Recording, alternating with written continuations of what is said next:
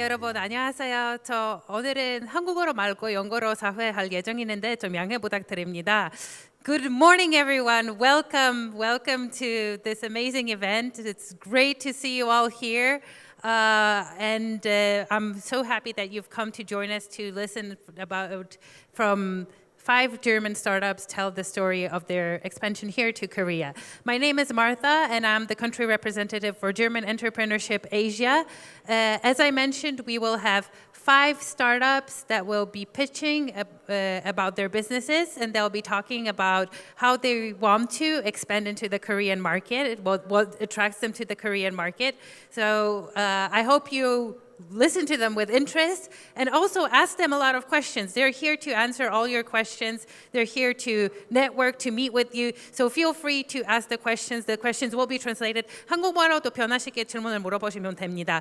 But before we go into the presentations and we go into the pitches, I would like to ask our director, Mabel Fu, to briefly tell you what German entrepreneurship is and what programs we are offering not only to German startups, but also to Korean startups. So without further ado, I would like to ask Mabel to join the stage. Let's give her a round of applause.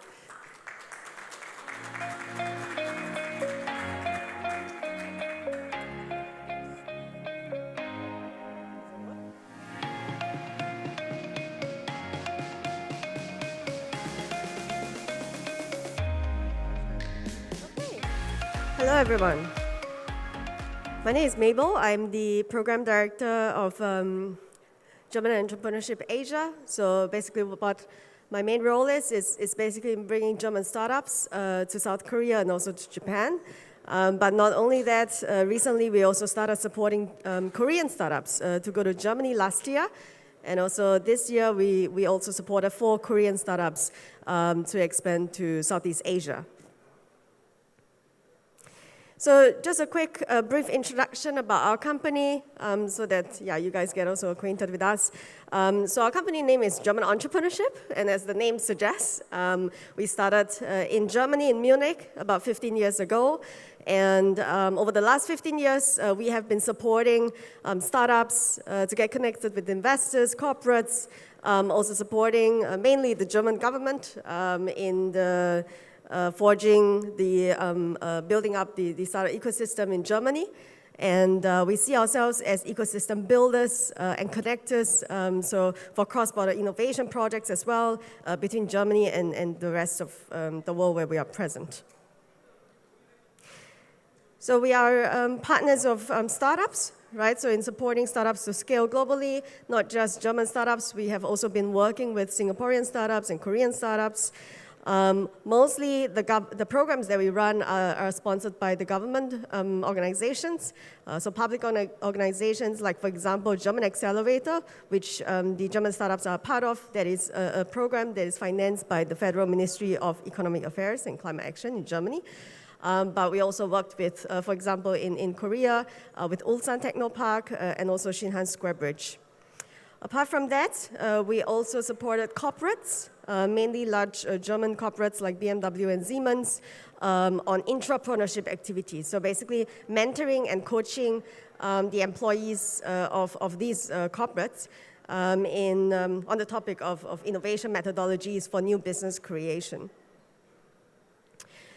So as I said, we started 15 years ago in Germany, but now we are present also in the US, also Singapore, and we operate also programs in a couple other Asian markets. So far, in the last 15 years, 850 startups have participated in our programs. A majority of them, more than 600 of them, are German startups. And out of that, 10 of them are unicorns. And on a yearly basis, we also do coaching employees of large corporates, more than 1,500 individuals. So these are some of our partners, also our clients, mainly public organizations, German corporates, universities, and also VCs. So they have also played a huge role in supporting our startups to scale globally. We are globally 90 people strong, but we run a lot of different programs, and so we have quite a lot of brands to manage. But today I would cover just German Accelerator, which the German startups are a part of, and also for Scale8, where we have been supporting Korean startups to expand to Germany and also Southeast Asia. So German Accelerator is, as I said, a program that is, this is not very responding well, okay. So it's a program financed by the German Federal Ministry for Economic Affairs and Climate Action. So 10 years ago, we went to Silicon Valley, and then we saw how the startup ecosystem there is very vibrant, and we were thinking about tech transfer. It'd be great to bring German startups technology to Silicon Valley. And so then we went to the ministry and got their sponsorship. And over the last 10 years, that's kind of how we started, and then started bringing German startups to the US. And then in 2017, we did the same, bringing German startups to Asia. So I'm Singaporean. I'm usually based in Singapore, but we also cover markets, Japan, South Korea, China, and also India. And all the 600 startups, they have collectively raised more than $13.6 billion in funding. This is a map of where we are located. So the red spots are where we have offices. So in Germany, for example, we have 2 offices, one in Berlin, one in Munich. In the US, we are present in Silicon Valley, New York, and Boston. In Asia, we have an office, our head office for Asia is in Singapore. In Japan, we are present in the co-working space in Tokyo. Apart from that, we also operate in South Korea, China, and India. And Marta, who was just speaking earlier, she's our local representative in South Korea. These are the programs that we run under German Accelerator. I will not go through in detail, but basically we help startups to get a sense, first with the academy, understanding how to internationalize, what are the things that they should consider. And the market discovery program is for 1 month for the startups, German startups here. They are participating in the South Korean market discovery program, have a better understanding about the South Korean market, figure out whether there is product market fit, and how they should expand to South Korea. And the market access program is the longest that we have, 5 to 6 months, sometimes even longer, depending on the startups. And there we help them to enter the market. And we also have a vertical specific one, which is for life sciences startups, because the needs of life sciences startups are very different, considering regulatory approvals. So just to give you an impression, some pictures of our offices, office locations around the world. And if you ever come by the Singapore office or any of these offices, find me on LinkedIn and happy to host you.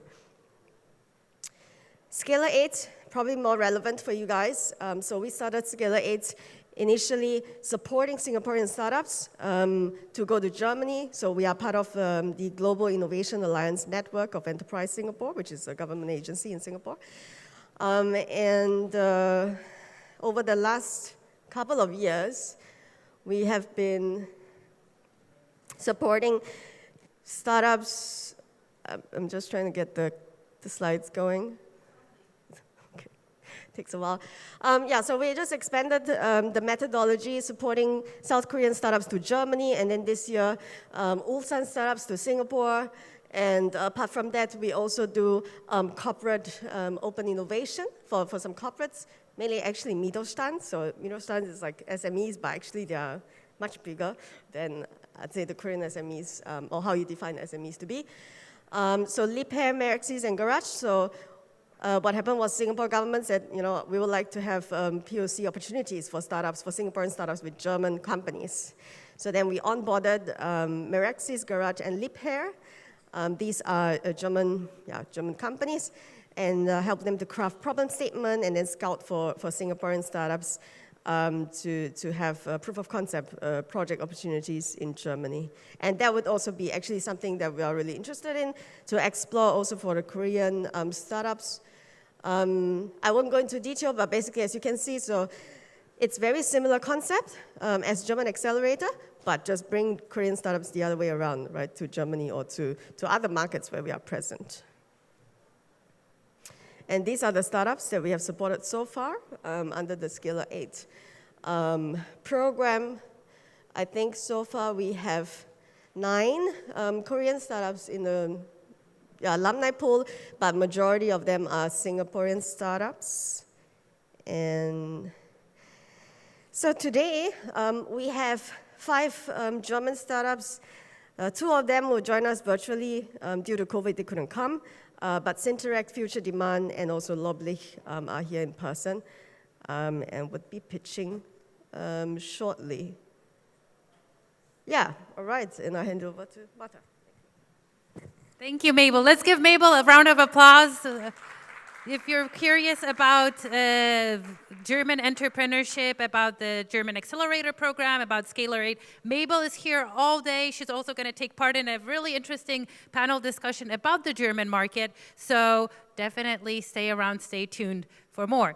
But I would like to invite onto the stage our first startup that will be pitching, and that's Gernot from Cynteract. Gernot, the stage is yours. Let's give him a round of applause as well. Thank you. Good morning, everyone. My name is Gernot, and with Cynteract, we bring gamification into rehabilitation. What would you do without your hand? You couldn't type, you couldn't cook, you couldn't grab. We need our hands in our everyday life. Unfortunately, a friend of mine suffered at the age of 15 of a stroke, and he couldn't move his hand anymore. In order to then regain his hand function, he had to perform rehabilitation exercises, like pushing a rubber ball every single day for more than 2 years. And he's not alone with that. Just in Korea, we have more than 200,000 hand injuries every single year, followed by these monotonous rehabilitation exercises. And afterwards, not everyone completes it. Actually, 80% don't complete their rehabilitation. But with Cynteract, we found a solution to bring this analog rehabilitation into our digital age. With a glove which is already sold in more than 10 countries on 3 continents. A glove which measures every single finger movement to combine the necessary exercise with motivating computer games, like Luca, who can, by opening and closing of his hand, steer the rocket through the game. And this is unique. There is no other product out there which is that precise in measuring every single finger movement, which is that affordable at the same time, not just for the hospital or therapist, but even for the patient himself. And last but not least, being portable, so you can actually take it anywhere you want. To have fun at every position in your holidays or at home or in the hospital, we created a bunch of games. And some of them you can even play together with your friends. And while playing, the therapist and you as a patient can follow your progress. What did you do yesterday? What did you do today? And when might your rehabilitation be finished? It is a certified medical product and already in mass manufacturing. And we also performed several clinical trials with Europe's largest hospitals for clinical evidence. But who are we? We're an interdisciplinary team from the RWTH Aachen University in Germany and are supported by a strong industry field. Even Bosch Sensor Tech said about us, a revolution in rehabilitation, the smart glove. Now you can also see how it looks like. But this obviously doesn't have just a purpose in Germany, but across the whole world. For example, in China, we have 3.6 therapists for over 100,000 people, which means the hospitals are extremely crowded and the government is searching for solutions to bring people to train them at home. And that's why we're here in Korea, to expand to the Asian market, to build up here our headquarters, to expand to the countries aside. We have already been, luckily, 60 days here, and luckily also made a lot of connections, so that's good. But the glove cannot be just applied in the rehabilitation field. It can also be used as a controller in the industry, Industry 4.0, to control robots. It can be used as a controller for people with disability, to steer your computer, to steer some games. And one very big market. Everyone knows the computer. And since a century, it more or less looks the same. We have a screen, we have a keyboard, and we have a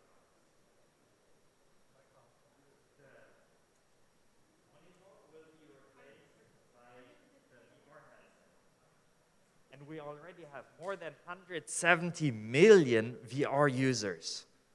But what about the keyboard and the mouse? That's where we come in with our glove, to see your own hand in the virtual environment and to feel virtual objects. But this is not the end. We're gonna expand our product to the whole body. Because with Cynteract, we bring gamification into rehabilitation. Thank you very much. Thank you, Gernot. Don't go anywhere, because now I would like to ask the audience to ask some questions. 그 질문이 있으시면 지금 게르노 대표님한테 변화시게 물어보시면 됩니다. If you have a question, please raise your hand and we'll come to you with a mic.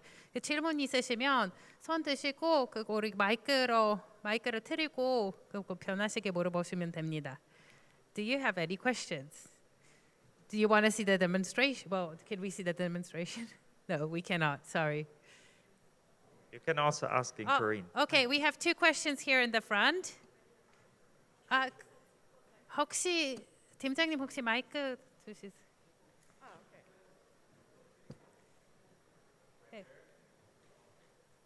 Is it working? Yes. It's true. Okay, perfect. I had a quick question. My name is Shiba Bhamek, coming from the US. Great job on your product. Could you tell us a little bit about what led you to come up with a product like that from an entrepreneur standpoint? Of course. Thank you very much for that question. So actually, at the very beginning, when we started as a school project, we wanted to develop something for the VR because the first VR headset from Oculus came out, the development kit. And then we thought like, okay, it is not cool to press some buttons on a controller, so we developed the glove. And then the accident happened with my friend with the stroke, and we saw like how monotonous the rehabilitation can be.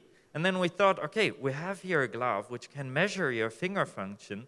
Why don't we combine it with the rehabilitation and make it more motivating for the patients? And this is also what drove us over the past years to keep on moving, because if I see, or also my colleagues see, how patients have fun with training in the rehabilitation, see that they not just train like 2-3 minutes, but even 1 hour, that is something which brings us forward and keeps up the motivation, even though we are a medical product and certification is like a hell, but this also drives then our spirit. Okay, thank you. We have time for one more question. Sorry to be rushing a little bit, but we're mindful of the time. Thank you for a wonderful question. Can you hear me? Yes? Okay. My name is Haja Incorporate. I'm an investor. Also, what is your mission for this project? And another question is why you come to Korea for the first time? I mean, is it like this one selling in other countries or? Yes. Thank you very much for the question. So there were multiple questions involved. I would answer just backwards. Why we're in Korea? First of all, we have here a strong gaming industry. So gaming is in a part of the mindset. More than half of the population are playing games. So this helps obviously in terms of rehabilitation. Then there are a lot of injuries. I mean, you can ask yourself, why do we have so many massage chairs here in Korea? There is a reason behind it, because there is a lot of studying, a lot of education, and for that you have a lot of injuries at the end, like in your hand, in your neck, and so on. So that is a reason why it is product-wise interesting here. Additionally, we have LG and Samsung, so a strong electronic development in the country. But what is more important, we already have customers in China, we have customers around here in Asia, and we want to build up a headquarter here to then distribute in the other countries. And Okay. yeah. Well, just finish your sentence. And Thank you. yes, and please speak later, maybe. Too. Okay, he's gonna be here all day as well, so definitely go and talk to Gernot. We're here all day, here to network with everybody. So thank you. Let's give him a round of applause. A great presentation from Gernot and Cynteract. Orange T-shirt. But you also have to give me the clicker. No, to me. Thank you. Sorry about that. If I can move that. Hold on. Okay, next presenter, the one and only Hannes from Future Demand. Let's give him a round of applause and listen to his wonderful presentation. Hi, good morning, everyone. Pleasure to be here. I'm Hannes, and I'm the founder and CEO of Future Demand. We build software for live entertainment, concert, and sports promoters so they can bring more fans back to amazing concerts and sporting events. As you can imagine, the last couple of years were very tough for that specific industry, and everything changed regarding concerts, and especially demand changed. So the top 1% of events actually gained in demand. More people want to come to visit those shows. But everything else, every other event lost between 25 and up to 30% of demand, which basically means that promoters lose money on every single of those concerts. That's the bad news. The good news is that demand for live entertainment is not a fixed quantity. People go to more concerts if they are convinced properly. And this is why we kind of build what we build and what we do. We solve the issue of kind of how to connect to fans again and how to bring more people back into stadiums. But you need to change how you do that. Traditionally, the industry focused heavily on understanding who is coming, who is the person buying the ticket and coming through the door. But you need to change and you need to answer the question of why are they coming? This is much more powerful to understand why are they buying a ticket for this specific concert and not for another one. And this is what we do. We kind of focus on interest. We call that taste cluster. It's heavily influenced by how Netflix builds their recommendation engines, and this is what we applied for the live entertainment industry. So our software can kind of help promoters predict how many people will come years in advance. They can also help it increase sales for those events, so they actually sell more tickets and more people come. And at the same time, we automate so many things by aggregating millions of data points that their marketing teams are 10 times faster. We run 4 applications on our platform. Look out for predicting demand for events years in advance with an accuracy level of 90 to 95%. So you know how many people will actually come and if you will make money with that event or not. Wave helps you to kind of understand who to target, what message to use, what budget to use, and automate the whole campaign setup so you don't need to spend manual labor on kind of setting up marketing campaigns. And Backhaul and Lighthouse basically build recommendation engines for live entertainment content and sports content via email and on your website. And I want to show you how one of our promoters actually used that. So in this case, it's a very kind of famous opera house, so a very niche thing. So just to show you that it works in every single niche. In this case, they identify that a very popular production, in this case, had hard time selling. We helped them to identify that months in advance. And then they launched, based on our recommendation from our software, they launched campaigns specifically targeting several of those taste classes with individual messages within minutes. And they saved over 90% of time. Did it work? Oh boy, it did. We kind of achieved one of the best results ever here. We have increase of 20% in revenue, 5 figures in additional revenue that means, and the efficiency of those campaigns is unrivaled in contrast to what you could do manually with performance marketeers doing their job manually. So return on investment over 1,000%. We have clients throughout the live entertainment industry, from concerts to culture to sports, and we are happy to kind of come into the Korean market now as well, and looking forward for partners and entertainment providers to partner up here in Korea. In essence, it's not about better marketing, it's actually about increasing demand for individual shows to make sure more people come, more people want to see the content they love and have a great experience afterwards.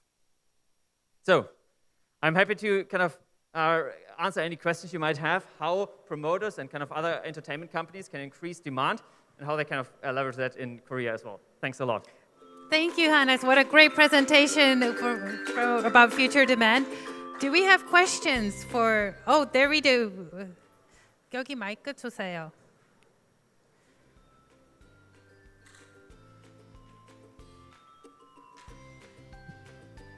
Hi, my name is Sean.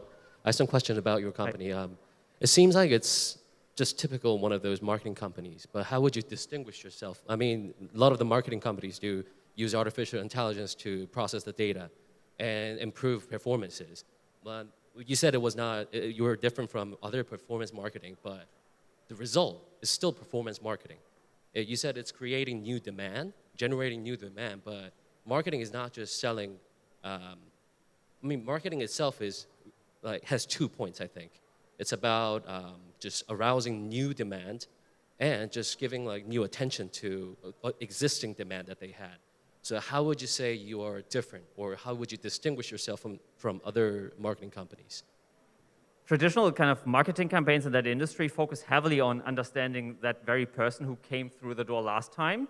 And usually you target them with 1 or 2 messages. That's the star you want to see or something like that. We identify that people are willing to go there, but first they, of course, need to discover it. They need to see that this event is actually happening. And then everyone has a different reason why they come. It's not 1 or 2 reasons why people buy a ticket. It can be dozens and dozens of different reasons. And you need to make sure that everyone gets the specific message which kind of fits to their passion, why they would buy it. And that understanding is something which in kind of traditional marketing, if you leverage the existing tools of Meta or something like that, just is not possible at all, because they don't understand the content as detailed we are. We understand the concept with over 1,000 features fully automatically. And that's actually making it possible to reach audience which otherwise with traditional marketing campaigns would have never been reached and kind of converted. So you would say your strong point is data interpretation, right? Yeah, that's the power of it. You will kind of spend millions on understanding concepts like no one else in the whole world. Okay, we have time for one more question. 질문 하나 더 시간이 됐는데요. We have time for one more question. Any questions for Hannes? If not, that's okay. I will be around. He's Hit me up. around. Thanks a lot. Thank you.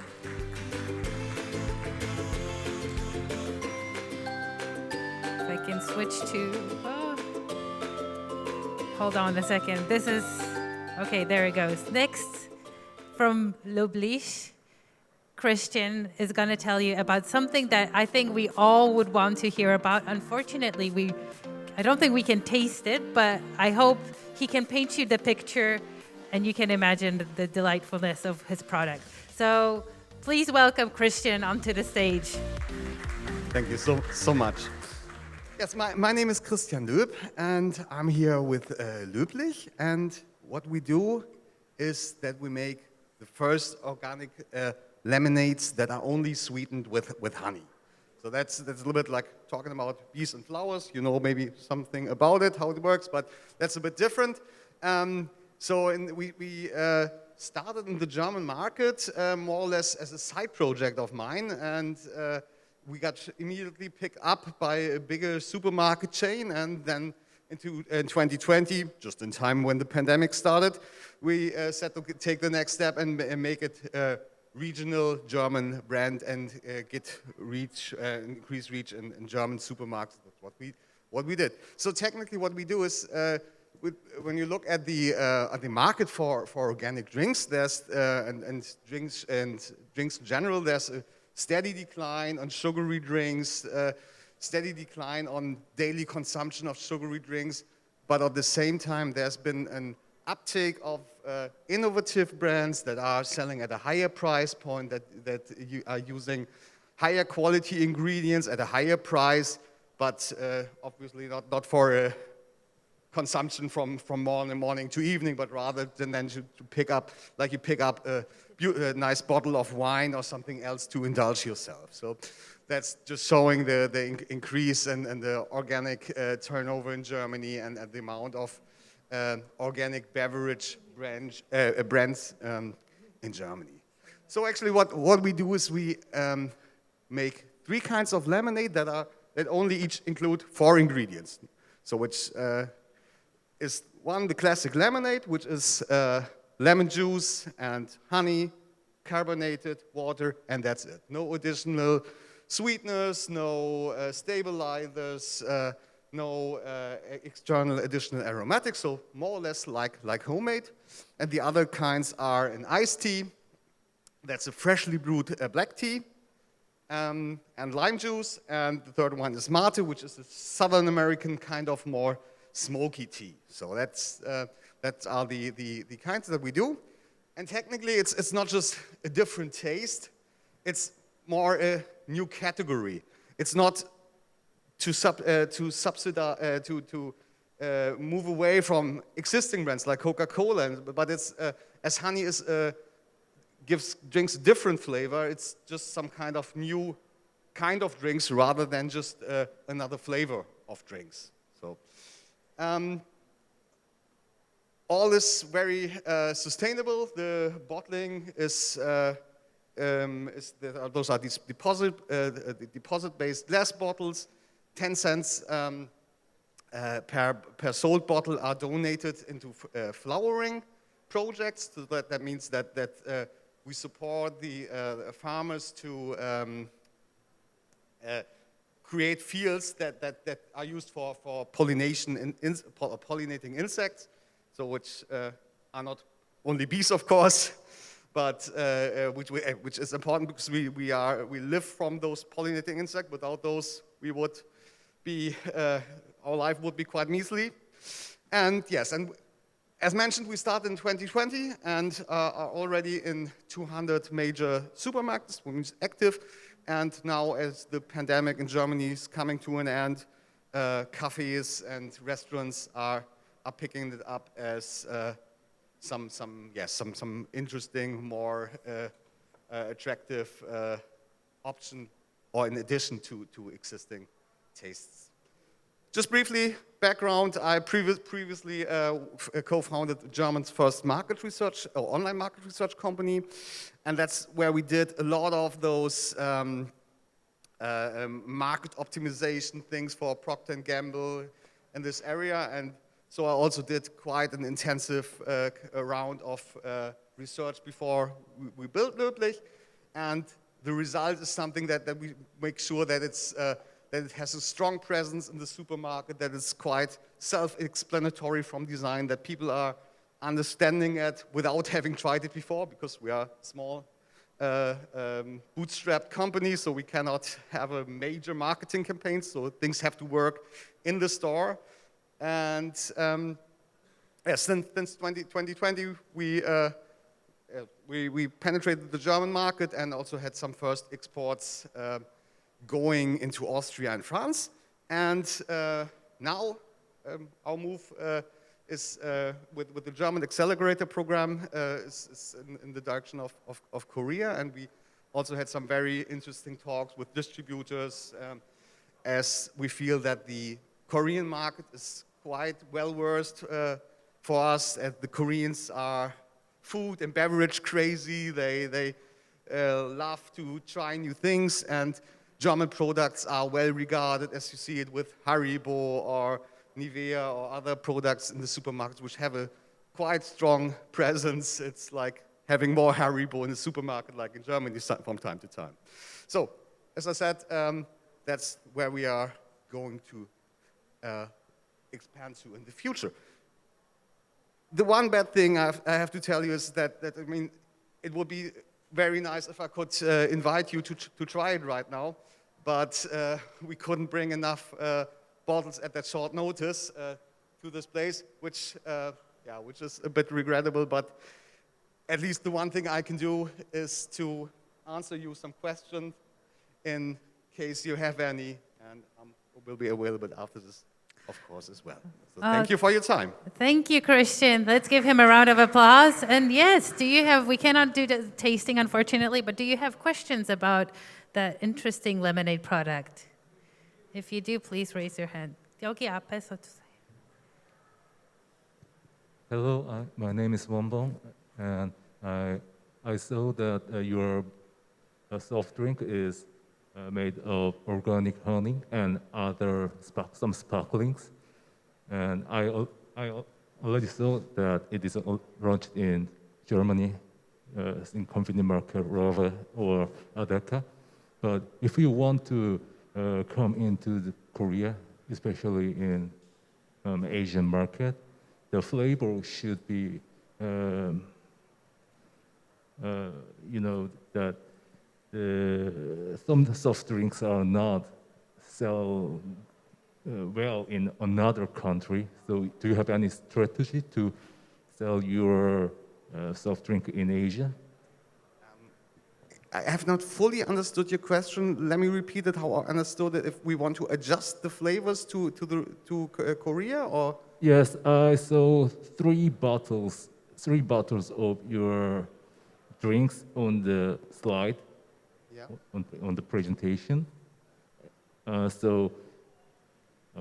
My question is, do you have any strategy to jump into the Asian market?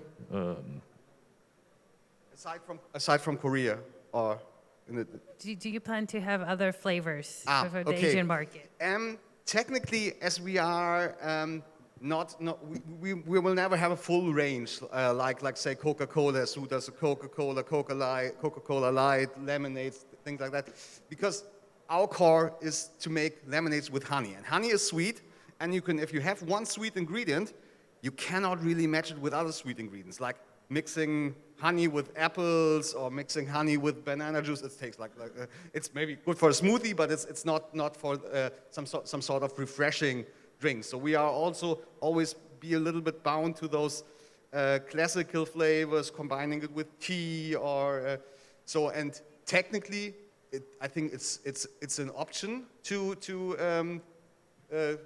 develop other kinds of other variants.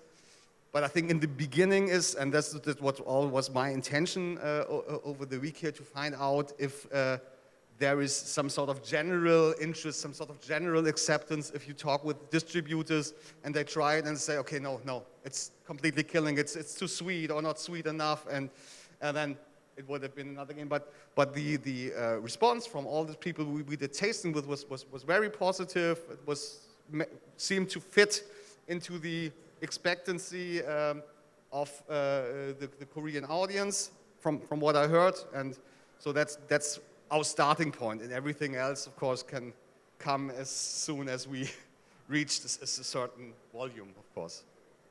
Thank you. Thank you for your Thank you. We have a moment for one more question from the audience. Okay, thank you. So maybe a quick question from me in that sense.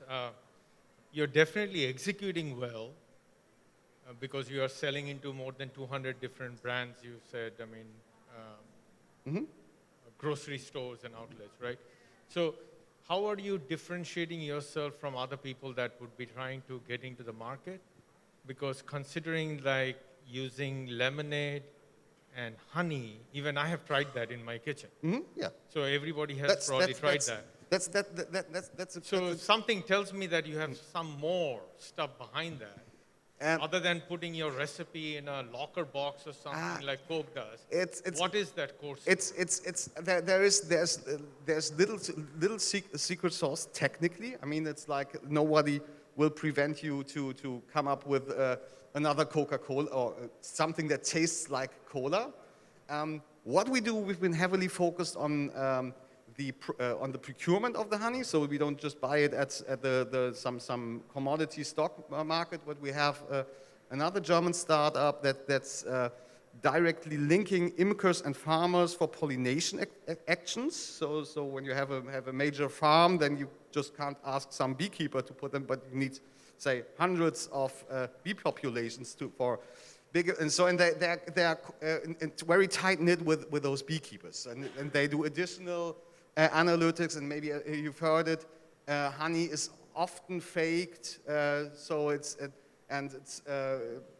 very often, if it's not organic and not certified organic, the conditions where the bees are kept are very bad. So that's where we focused on saying, okay, we have all this production chain with really great certified, several times quality checked honey, and that's one of the core things. But then again, and then again, it's of course building a brand, because everyone for Germany who would do the same would be the copycat. But being a very simple, basic product, which is an advantage, I think, from the view of the consumers, because they want a simple product, not with something with a lot of chemical ingredients. It is, in theory, not too complicated to copy, but we have to live with this. We live and we learn. And with that optimistic message, thank you so much. Let's give Christian a round of applause. Christian, Hannes, and Gernot will be here all day. So if you have any questions, you want to network with them, you want to meet them, exchange business cards, we're here to talk to you. The next two presentations, unfortunately, we're still in the COVID pandemic, and the two participants couldn't physically come to Korea, but they recorded their presentations, so I hope you will take the time to enjoy them, and we'll start off with Digi Sapiens, and let's roll. The ability to read well is the most fundamental skill of our time. Science shows that the most effective way to properly learn how to read is when you read aloud. This not just improves your reading fluency and your ability to understand texts, it also improves your overall cognitive abilities. Motivating children to practice their loud reading skills and listening to them takes a lot of time and effort for teachers and parents. And in most cases, it's no fun for the children, because it either takes place in front of the whole class, which is a horror for introverted kids, or it happens in the home environment where reading competes with computer games and movie shows. This is why we have partnered up with Germany's leading universities in reading science and have invented the Digi Sapiens reading analytics, a speech technology that listens to children while they read aloud. It objectively measures the reading fluency and can show the results to teachers and parents in easy-to-understand reports. We combine our technology with gamification that makes reading aloud fun and motivates the children to become better readers in every session. The benefits? Firstly, teachers have more time to focus on your child individually. Second, you as a parent have more time for leisure activities with your child or can help in other subjects. Third, children become better readers, learn to concentrate on longer texts and books, and have fun in the process. In our home country, Germany, we won several prizes by the government and were awarded grant money. We are partnering with a nationwide leading school book publisher, Ernst Klett Verlag. Klett has a history of over 125 years in providing books for every single school in the country, and is therefore a well-established partner of education politicians and school principals alike. Klett will exclusively sell the Digi Sapiens reading analytics to all schools in Germany, Switzerland, and Austria, starting in the first quarter of 2023. Our team exists out of highly experienced speech technologists that have previously worked for Samsung in Germany, building their speech assistant Bixby. Now we are looking for a strong, equally well-positioned partner in South Korea that knows the market for school supplies very well. We are seeking help in tailoring our solution for the domestic market needs and selling it to schools across the whole country. We have already secured funding for our expansion plans, but are open to strategic investments should the partner be interested. Please reach out to us if you are the right partner or if you know somebody. Together we can make history and reinvent how humans acquire reading skills. Yeah, thank you, Daniel. Unfortunately, Daniel is not physically here with us, so we cannot do the Q&A, and I'm not even going to try to attempt to answer the questions you might have to him. But like I mentioned before, feel free to find Mabel or myself, and we will be more than happy to connect you with Daniel, as well as the next presenter. 그 다음 영상 주세요. The next presenter is Christian from Sugartrends, and hopefully he'll be on your screen very shortly. Hello everyone, I'm Christian, founder and CEO of Sugartrends, Europe's #1 marketplace and e-commerce platform for emerging brands and products. In the following minutes, I'm going to tell you how we tackle a $400 billion uncaptured retail market. And it all starts with a problem. Customers that used to buy in brick-and-mortar retail stores, boutique and emerging brands and products are now tending to go online, but are disappointed by the low availability and not finding the products they look for. Why is that? Because on the one hand, if they go to the online shop of the physical store, they know they're disappointed because of the low availability. But online, they expect high availability to see every brand and product that exists. On the other hand, if they then search for the product or go on social media, they often get a biased selection by big brands that spend a lot of money for it. And third, if they go to the mass marketplaces and web shops, they know they don't find often those products because the brands and the retail stores carrying them, they don't want to be on a mass marketplace. And that is our solution.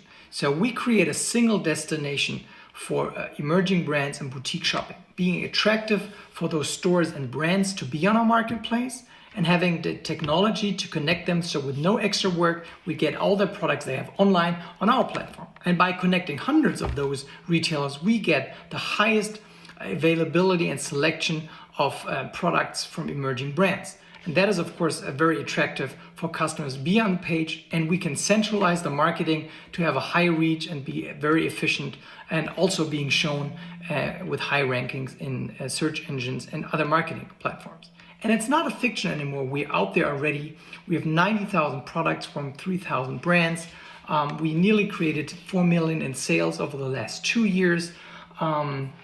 We have customer acquisition that is already profitable with a second order. Over 10,000 five-star reviews show that customers like us. The store and product acquisition team is highly effective. And in the end, if customers return, they tend to spend more on our platform. And if we go in depth, we can already show that we are the #1 single destination in Europe for emerging brands and products, that with our top brands, we have more products available than the single stores and of course than other online sellers as well. How did we do that? Well, we have a great team, experience from IT over e-commerce to exit and strategy, and we're supported by great investors, and we're trying to grow now into Asia, and that's why we want to work with the Accelerator program and you to find out what are the right Asian markets for us, what are their requirements, which partners and investors should we cooperate with, and how can we tackle the attractive Asian market. So I'm looking forward to working together with you, and I'm waiting your questions now. Thank you very much.